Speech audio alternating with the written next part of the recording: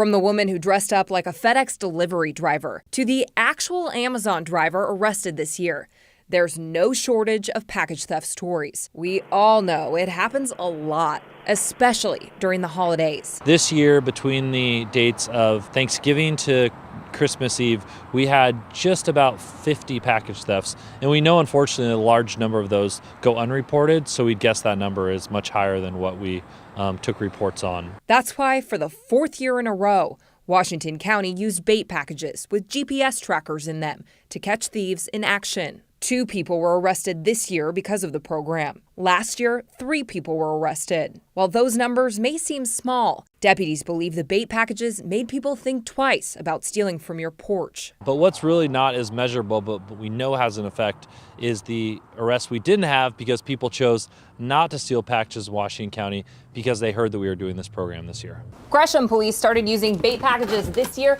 because the number of package thefts have doubled. They plan to continue using bait packages through January and hope that'll be enough of a deterrent to keep your packages from disappearing.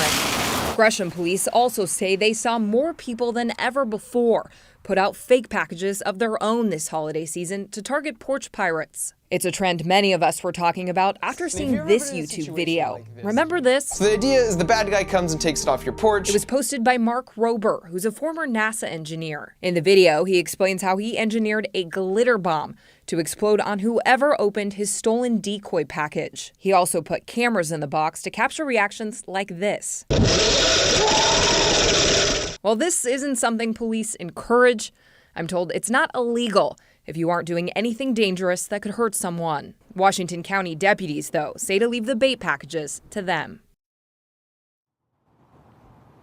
Well, to protect your packages, police recommend shipping them to a secure location like an Amazon lockbox, for example.